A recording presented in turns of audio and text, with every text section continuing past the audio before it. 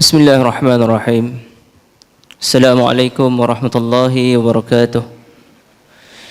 Innal hamdalillah nahmaduhu wa nasta'inuhu wa nastahdihi wa nastaghfiruh. Wa na'udzu billahi min shururi anfusina wa sayyiati a'malina. May yahdihillahu fala mudilla lahu wa may yudlilhu fala hadiya lahu. Ashhadu an la ilaha illallah wahdahu la syarika lahu wa ashhadu anna Muhammadan 'abduhu wa rasuluh. Rabbi syrah li sadri wa yassir li amri wa hlul 'uqdatam min lisani yafqahu qawli, amma ba'd. Alhamdulillah, pada pagi ini kita sekali lagi dapat berkumpul di dalam masjid yang indah ini untuk kita sama-sama menunaikan salat subuh secara berjemaah. Dan kemudian kita berada di dalam majlis ilmu untuk kita melihat sedikit tazkirah yang ingin saya sampaikan, yaitu berkaitan dengan tadabbur ayat di dalam surah Al-Ankabut ayat yang ke-58, surah Az-Zumar ayat yang ke-20 dan surah As-Saba ayat yang ke-37. Tajuk yang ingin saya sampaikan pada pagi ini merupakan tajuk yang semua orang suka lah, sebab syurga kan. Syurga ni semua orang suka kan. Neraka ni semua orang tak suka. Cuma adakah kita punya amalan kita itu, kita boleh muhasabah balik sama ada kita punya amalan menuju ke syurga ataupun menuju ke neraka. Ya. Tajuk hari ini berkaitan dengan mahligai di syurga untuk siapa, dan adakah kita yang berada di dalam masjid ini dan orang-orang Islam di luar sana, orang-orang mukmin di luar sana, layakkah kita mendapatkan mahligai yang disediakan oleh Allah Azza wa Jalla di syurga? Sebagai mukaddimahnya ingin saya katakan bahawa syurga ni, tuan-tuan dan puan-puan yang dirahmati Allah, merupakan tempat idaman setiap manusia. Asal saja dia tu percaya kepada Allah, dia percaya kepada adanya hari kebangkitan, maka dia mesti nak masuk syurga. Itu sebagai permulaan. Ya, asal dia percaya kepada Allah dan apa yang dijanjikan oleh Allah tentang perkara-perkara yang akan berlaku pada hari kebangkitan. Ya, di sana adanya hisab, di sana kita akan dihimpun di yaumul mahsyar, ya, akan melalui titian sirat, dan akhirnya kita akan dipisahkan, ya, sama ada ke syurga ataupun ke neraka. Ya, kalau kita percaya kepada hari kebangkitan, tuan-tuan dan puan-puan yang dirahmati Allah, maka kita semua di dalam masjid ini confirm nak masuk syurga. Sebab tidak ada orang yang bila ditanya kepadanya, "Hang nak masuk neraka?" Jadi dia takkan kata, "Ya, aku nak masuk neraka." Tapi bila ditanya kepada siapa pun, hatta sejahat mana pun seseorang itu, kalau dia percaya kepada hari kebangkitan, maka dia akan jawab, "Ya, aku nak masuk syurga." Walaupun dia tu seorang yang jahat, suka berbuat kerosakan dan sebagainya, buat dosa besar, tapi dia tetap nak masuk syurga. Firman Allah Azza wa Jalla di dalam surah Al-Ankabut ayat 58, A'udzubillahi minasyaitanir rajim. Walladzina amanu wa 'amilus salihati lanubawwi'annahum minal jannati ghurafan tajri min tahtihal anhar khalidina fiha ni'ma ajrul 'amilin. Firman Allah, dan orang-orang yang beriman dan beramal soleh, kami akan tempatkan mereka dalam mahligai-mahligai di syurga, yang mana di bawahnya mengalir beberapa sungai, dan mereka ini kekal di dalamnya. Demikianlah balasan yang sebaik-baiknya bagi orang-orang yang beramal soleh. Jadi syarat untuk masuk syurga yang pertamanya ialah amanu wa amilus salihat. Orang-orang yang beriman dan juga beramal saleh. Ya, mesti ada keimanan kepada Allah Azza wa Jalla, dan kita juga percaya kepada hari kebangkitan, dan kita juga percaya bahawa adanya syurga dan neraka. Kalau tak ada benda yang basic macam tu, macam mana untuk kita mencapai syurga Allah Azza wa Jalla? Itu perkara yang basic bagi seseorang mukmin, yang muslim yang mukmin, untuk masuk ke dalam syurga Allah Azza wa Jalla.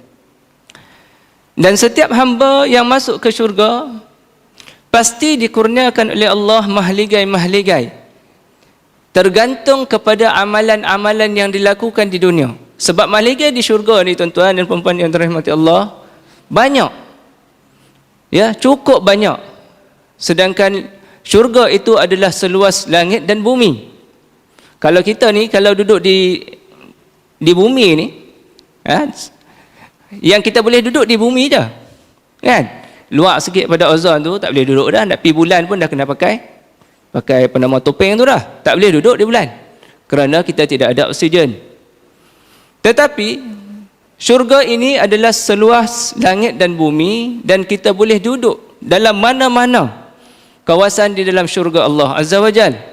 Sebab itu kita tidak heran bila mana Allah Azza wa Jal akan memberikan mahligai-mahligai yang dia sediakannya bergantung kepada amalan-amalan yang akan dilakukan oleh hamba dia. Semakin banyak amalan-amalan yang menghasilkan mahligai, maka Allah akan kurniakan, Allah akan hadiahkan kepadanya mahligai-mahligai tersebut. Ya, sebab itu lagi kita akan tengok amalan-amalan yang boleh kita lakukan untuk mendapatkan mahligai-mahligai Allah Azza wa Jal, yang mana balik daripada kuliah subuh ni kita boleh terus beramal. Ya, yang penting daripada sini ialah bila kita balik di sini daripada kuliah subuh ni, kita boleh terus beramal untuk kita mencari sebanyak mungkin mahligai-mahligai yang Allah janjikan bagi orang-orang yang beriman dan beramal soleh. Dan sifat mahligai pula ialah bertingkat-tingkat. Dalam mahligai itu, dalam kawasan mahligai itu, dihiasi dengan taman-taman syurga, taman-taman yang indah. Dan Allah janjikan setiap mahligai itu ada jannatun tajri min tahtihal anhar, ataupun syurga-syurga ataupun taman-taman yang mengalir di bawahnya sungai-sungai. Kalau kita ni tuan-tuan yang dirahmati Allah, kalau kat dunia ni, kalau kita nak carilah tempat yang rumah dalam ceruk kampung dengan rumah yang duduk tepi laut ataupun sungai yang cantik lah, tentu harganya berbeza, betul tak? Ya, kalau orang kata rumah yang sea view kan, rumah yang pandangan laut ataupun dia ada tepi, ada sungai ke apa ke, nak banding dengan rumah yang duduk dalam hutan ke apa kan, tentu harganya berbeza-beza. Ya, biasanya tepi laut ni apa semua ni yang ada pemandangan yang cantik ni, biasanya harga dia mahal. Ya, sebab pemandangan yang cantik tu. Ya. Tetapi bayangkan tuan-tuan dan puan-puan yang dirahmati Allah, janji Allah untuk orang-orang yang beriman dan beramal soleh, kita nanti akan dapat mahligai yang mana berada di dalam taman-taman, yang mana setiap mahligai itu ada syurga yang mengalir. Macam mana Allah nak buat? Wallahu alam bisawab. Sebab syurga itu sesuatu yang tidak dapat difikirkan oleh akal. Ada taman, ada sungai. Ada taman, ada sungai. Dan tuan-tuan tengok, setiap kali Allah membicarakan tentang syurga, Allah akan merujuk kepada taman-taman, dan juga Allah akan merujuk kepada sungai-sungai. Taman mesti ada taman, mesti ada sungai. Mesti ada taman, mesti ada sungai. Jadi itu janji Allah Azza wa Jalla kepada orang-orang yang beriman dan beramal soleh. Sebagaimana firman Allah di dalam surah Az-Zumar ayat yang ke-20, lakinnal ladzina taqaw rabbahum lahum ghurafun min fawqiha ghurafun mabniyatun tajri min tahtiha al-anhar wa'adallahi la yukhlifullahu al-mi'ad. Maksudnya, tetapi sebaliknya orang-orang yang bertakwa kepada Tuhan mereka dengan mengerjakan suruhannya dan meninggalkan larangannya, dibina untuk mereka di dalam syurga mahligai-mahligai yang tinggi bertingkat-tingkat, yang mengalir di bawahnya beberapa sungai. Ini Allah beritahu, mahligai yang bertingkat-tingkat yang mengalir di bawahnya beberapa sungai. Dan demikianlah janji yang telah ditetapkan oleh Allah, dan Allah tidak sekali-kali mengubah janji-janjinya. Sebagaimana yang saya sebutkan, kita akan mendapat mahligai, dan di dalam mahligai itu akan disediakan sungai-sungai yang mengalir. Begitu juga di dalam surah As-Saba, surah Saba ayat yang ke-37, Allah berfirman lagi, wa ma amwalukum wala auladukum billati tuqarribukum indana zulfa illa man amana wa amila salihan faulaika lahum jazaa'ud dhi'fi bima 'amilu wa hum fil ghurafati aminun. Lagi Allah cerita tentang mahligai dalam syurga. Ya. Dan bukanlah harta benda kamu dan tidak juga anak pinak kamu yang mendekatkan kamu di sisi kami walaupun sedikit pun, kecuali orang-orang yang beriman dan beramal soleh. Sekali lagi Allah sebutkan tentang ciri-ciri penghuni syurga. Orang yang beriman dan beramal soleh, maka mereka itu akan beroleh balasan yang berlipat kali ganda disebabkan oleh apa yang mereka kerjakan, dan mereka pula ditempatkan di dalam mahligai-mahligai di syurga dengan aman sentosa. Ya. Jadi itu 3 ayat di dalam Al-Quran yang menceritakan tentang mahligai-mahligai yang berada di syurga. Lalu tuan-tuan dan puan-puan yang dirahmati Allah, bagaimana caranya untuk kita mendapat mahligai-mahligai ini? Sekarang ni kita dah tahu ciri yang asasnya ialah iman dan amal soleh. Tetapi amal apakah yang kita boleh buat untuk kita nak mendapatkan mahligai-mahligai yang dijanjikan oleh Allah Azza wa Jalla? Jadi insya-Allah kita tengok satu persatu. Yang pertamanya, amalan yang menjanjikan mahligai di syurga ialah bagi seseorang yang membina masjid. Berdasarkan sabda Nabi sallallahu alaihi wasallam, hadis Uthman bin Affan, hadis yang diriwayatkan oleh Al-Bukhari dan Muslim, "Man bana masjidan yabtaghi bihi wajh Allah, banallahu lahu mithlahu fil jannah." Sesiapa yang membina masjid semata-mata mengharapkan keredaan Allah, Allah akan membina untuknya mahligai yang serupa di syurga kelak.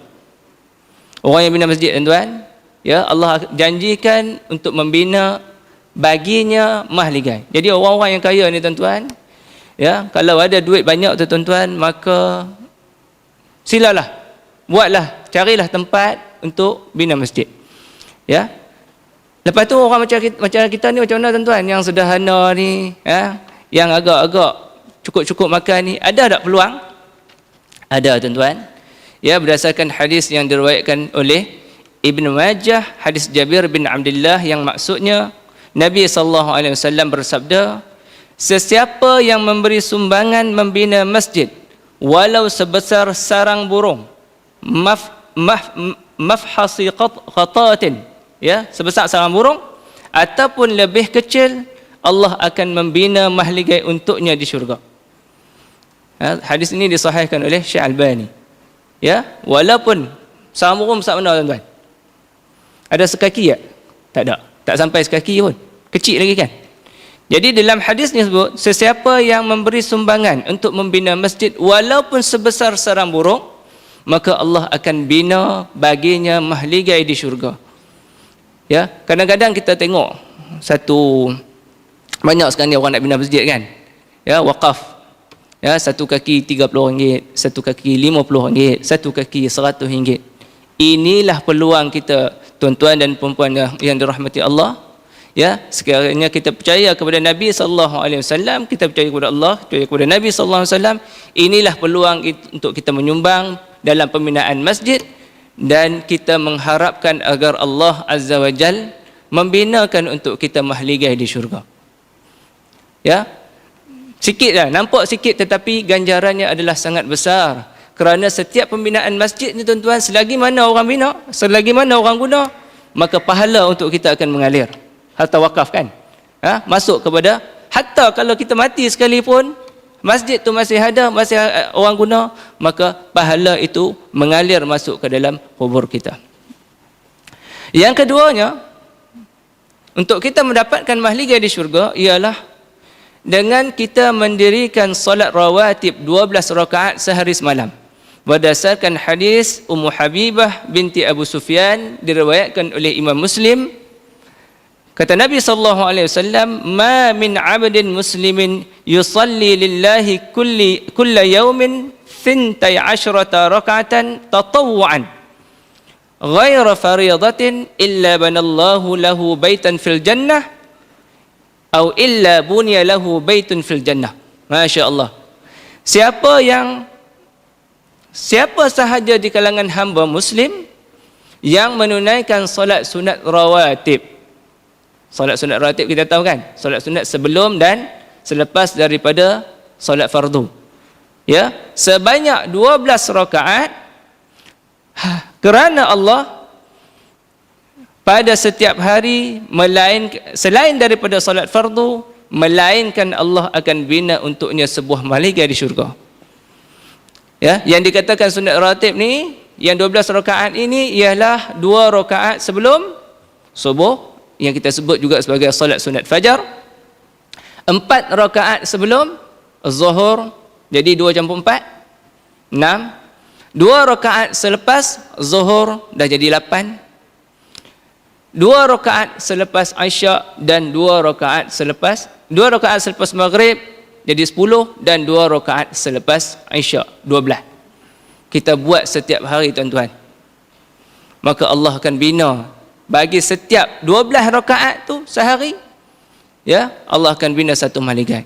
Bayangkan kita boleh bina berapa banyak mahligai di syurga sepanjang hidup kita dengan kita istiqamah melakukan solat sunat tatawwu' ataupun solat sunat rawatib ni tuan-tuan. Kita hidup kadang-kadang ada yang 70 tahun, ada yang 80 tahun, ya, ada yang macam saya baru 40 tahun, kan? Ada yang lebih muda lagi. Jadi yang muda ni dia ada peluang lagi untuk nak memperbanyakkan mahligai di syurga. Caranya ialah dengan yang pertamanya, orang yang nak tunaikan solat rawatib ni mesti dia solat fardu dulu. Kan? Dia akan solat fardu tu dia takkan tinggal lah. Ya. Dan kemudian barulah dia akan solat sebelum dan qabliyah dan ba'diyah. Maka istiqamahkanlah, ya, solat sunat rawatib kita untuk kita mendapat mahligai di syurga. Yang ketiganya ialah membaca suratul Ikhlas sebanyak 10 kali. Berdasarkan hadis yang diriwayatkan oleh At-Tabrani, dinilai sahih oleh Syekh Albani dalam Sahih Al-Jami', kata Nabi sallallahu alaihi wasallam, man qara'a qul huwallahu ahad 10 marratin banallahu lahu baitan fil jannah. Siapa yang membaca qul huwallahu ahad Allahus samad lam yalid wa lam yulad wa lam yakul lahu kufuwan ahad. Maksudnya baca sampai habis, tuan-tuan, bukan baca qul huwallahu ahad, qul huwallahu ahad. Bukan. Maksudnya baca surah tu sampai habislah. Ya. Sebanyak 10 kali. Sekali baca tu 10 kali, ataupun sehari 10 kali, dikira 10 juga. Maka Allah akan membina baginya rumah ataupun mahligai di syurga. Faqala Umar bin Al-Khattab, maka berkata Umar bin Al-Khattab, idza nastakthir ya Rasulullah, kalau kami banyakkan lagi wahai Rasulullah, maksudnya kami tambah 20, 30, 100, 1000, macam mana wahai Rasulullah? Faqala Rasulullah sallallahu alaihi wasallam, Allahu akthar wa atyab. Allah tu lagi banyak kurniaan dan lebih baik. Maksudnya kalau kita baca lagi banyak, maka lebih banyaklah mahligai yang kita dapat. Ingat tuan-tuan, syurga itu adalah seluas langit dan bumi. Kan? Bukan seluas bumi. Ya, seluas langit dan bumi, tuan-tuan. Jadi adalah mudah bagi Allah Azza wa Jal untuk membina sebanyak mungkin mahligai berdasarkan apa yang dijanjikan kepada hamba dia. Allah Maha berkuasa untuk buat mahligai sebanyak mungkin untuk hamba-hambanya yang beramal soleh. Tiada masalah bagi Allah Azza wa Jal. Kecil saja. Yang masalah ialah kita, tuan-tuan, nak buat ke tak nak buat. Itu masalahnya. Lepas kita balik ni kita tahu kan, ya, baca suratul Ikhlas 10 kali, solat sunat rawatib 12 rakaat. Yang tadi apa dia? Bagi wakaf, ataupun kalau kita ada duit lagi kita bina masjid. Ya, nak tak kita buat? Itu masalah yang sepatutnya kita fikirkan. Mampu tak mampu, ataupun boleh tak boleh kita beramal untuk kita dapatkan ganjaran di syurga. Kemudian yang keempatnya, redha dengan kematian cahaya mata. Ya, berdasarkan hadis yang diriwayatkan oleh hadis Abu Musa yang diriwayatkan oleh At-Tirmizi dan dinilai sahih oleh Imam Tirmizi. Syekh Albani kata hadis ni, Imam Tirmizi kata hadis ni hasan gharib, Syekh Albani kata hadis ni hasan. Ya. Kata Nabi sallallahu alaihi wasallam, "Idza mata waladul 'abdi qala Allahu li malaikatihi." Bila matinya anak seorang hamba, maka Allah berfirman kepada para malaikat dia, "Qabattum walad 'abdi?" Kamu cabut roh anak hambaku? Fayaqulu na'am. Fayaquluna na'am. Maka malaikat kata, ya, kami cabut. Kami ambil. Ya. Fayaqulu, Allah berfirman lagi pada malaikat, qabattum thamarata fuadi?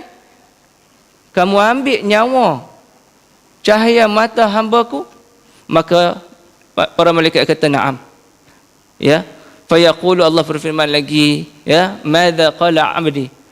Maka ketika mana kamu ambil roh tadi, roh anak cahaya mata hambaku tadi, apa yang dia katakannya?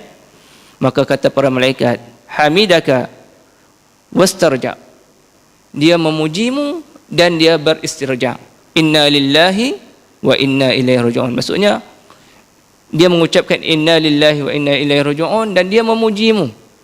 Dia tidak, orang kata, sampai meroyan, kehilangan orang. Maksudnya dalam keadaan kehilangan orang yang kita cinta, tuan-tuan. Ya,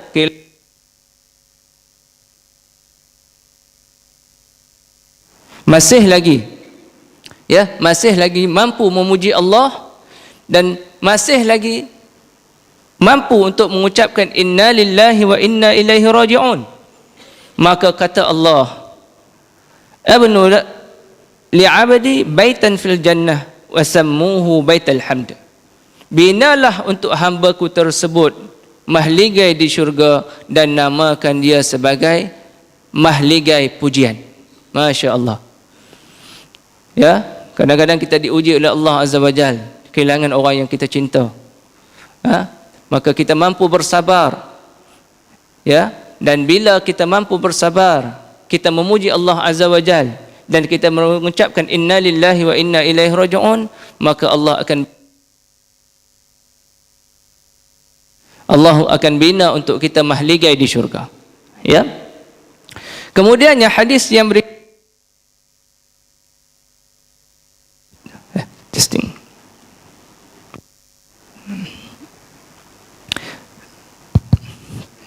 Meninggalkan pertengkaran, perkataan dusta dan sentiasa berakhlak mulia. Ini dari sudut akhlak dan adab. Ia meninggalkan pertengkaran, perkataan.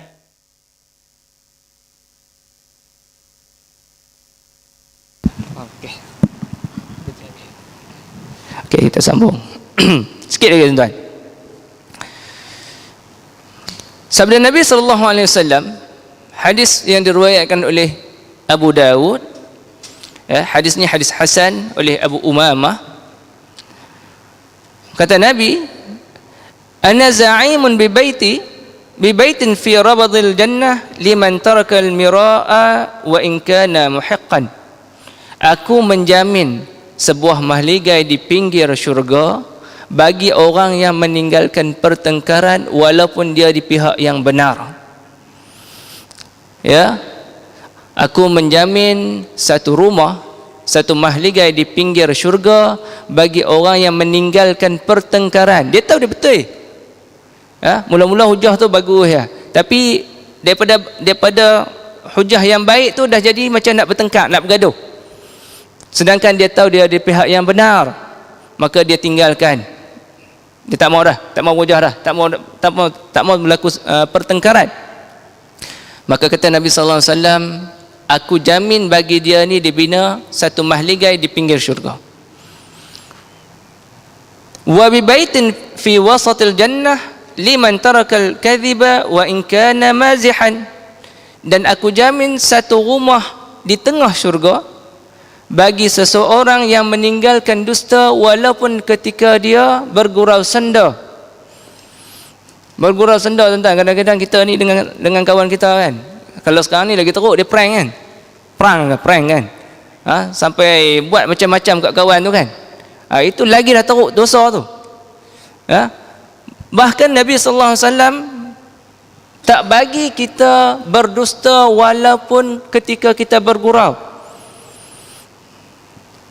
Gurau kadang-kadang kita nak bagi orang suka kan, kita tipu sikit kan, nak bagi orang orang tu gelak ataupun orang tu ceria, tetapi itu tidak dibenarkan di dalam Islam.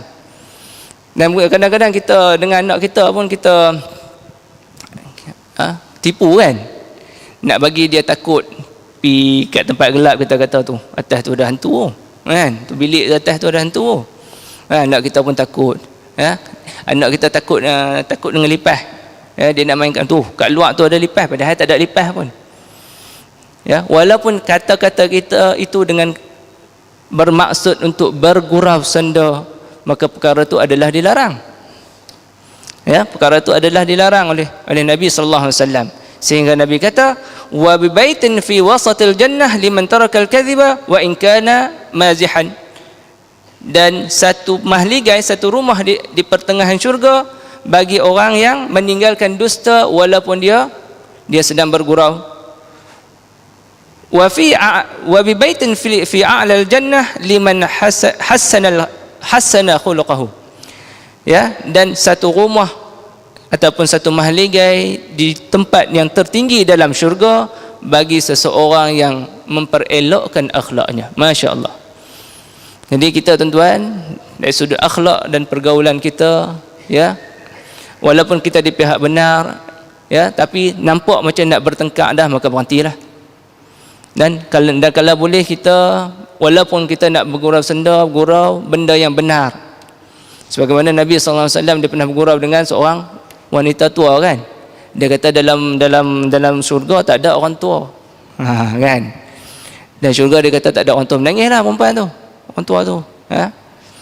Lepas tu Nabi sallallahu alaihi wasallam pujuk balik, memang tak ada wanita tua di dalam syurga, kerana yang ada di dalam syurga adalah wanita-wanita yang muda-muda belaka, yang sedang-sedang belaka. Umurnya lebih kurang dalam 30 hingga 33 tahun. Penghuni-penghuni syurga kan, lebih kurang dalam 30 hingga 33 tahun. Jadi masih muda. Jadi orang tua tak ada dalam syurga. Kalau tuan-tuan dan perempuan yang dirahmati Allah, mudah-mudahan kita ditempatkan dalam syurga Allah. Jadi tak sampai umur kita 50, tak sampai 60, tak ada yang umur 70. Semua muda-muda belia belaka. Masya Allah kan. Pakcik ni boleh jadi umur 60, tapi bila masuk dalam syurga, umur dia waktu tu sama dengan saya. Ada yang sini boleh jadi umur 80 kan. Tapi waktu dalam syurga sama, umurnya sekata. 30 hingga 33 tahun. Jadi Nabi sallallahu alaihi wasallam walaupun dia bergurau senda, tetaplah dia bergurau benda yang betul. Maka itu menjadi contoh untuk kita kalau kita nak bergurau senda dengan sesiapa pun, mestilah kita bercakap benda-benda yang benar. Yang seterusnya ialah penghafaz Al-Quran. Qala Rasulullah sallallahu alaihi wasallam. Hadis ini diriwayatkan oleh Abu Sa'id Al-Khudri dalam Ibnu Majah dan juga dalam Musnad Ahmad. Yuqalu li sahibil Quran idza dakhala al-jannah iqra was'an. Dikatakan kepada pemilik Al-Quran, iaitu penghafaz Al-Quran, di dalam syurga, bacalah. Maksudnya bacalah apa yang kamu hafaz dan naiklah, dakilah.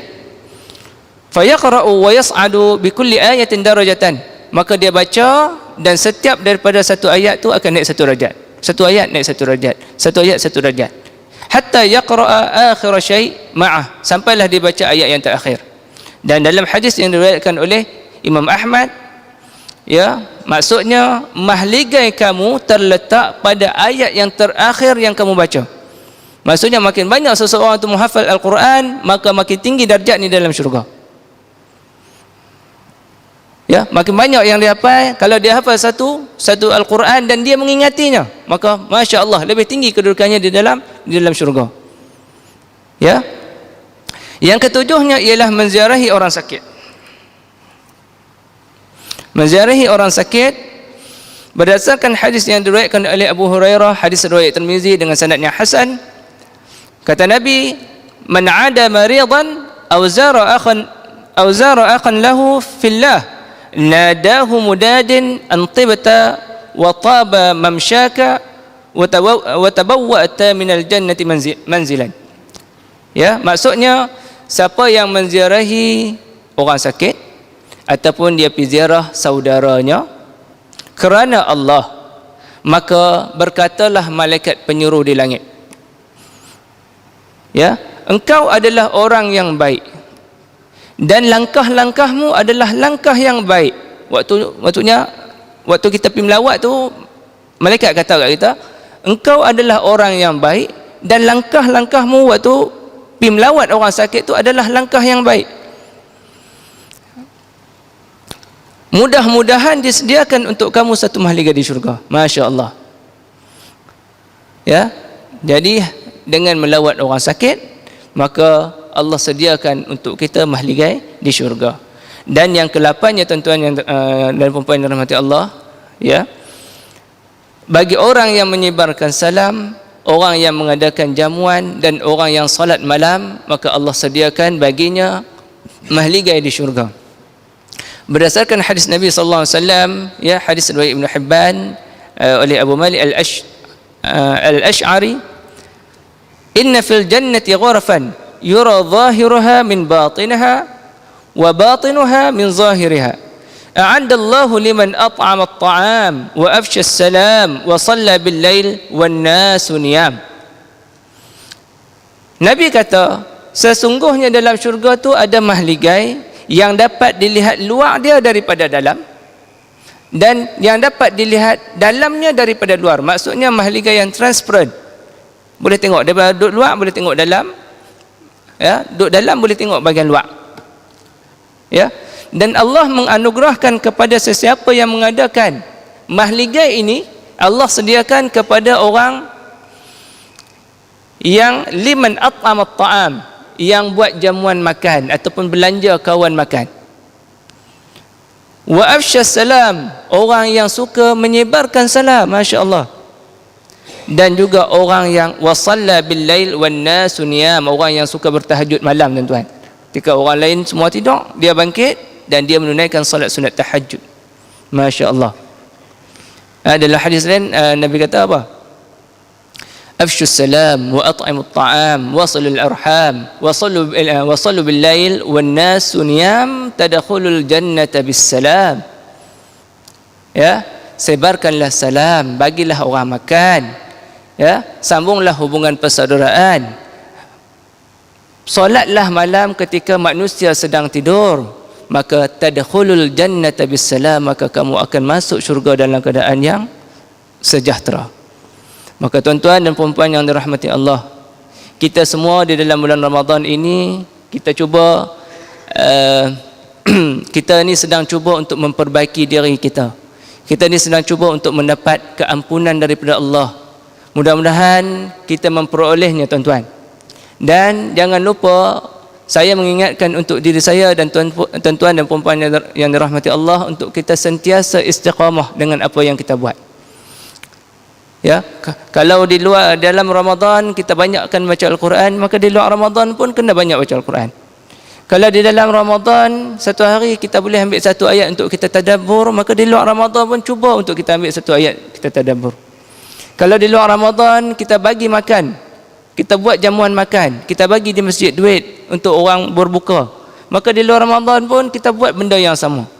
Mudah-mudahan tuan-tuan, bila kita buat macam ni, Allah sediakan kita tempat yang sebaik-baiknya di dalam syurga. Syurga tu dah baik dah, masuk syurga tu dah cukup elok, tetapi Nabi SAW pesan kat kita, kalau kita nak minta syurga, kita nak minta syurga Firdaus, syurga yang paling tinggi.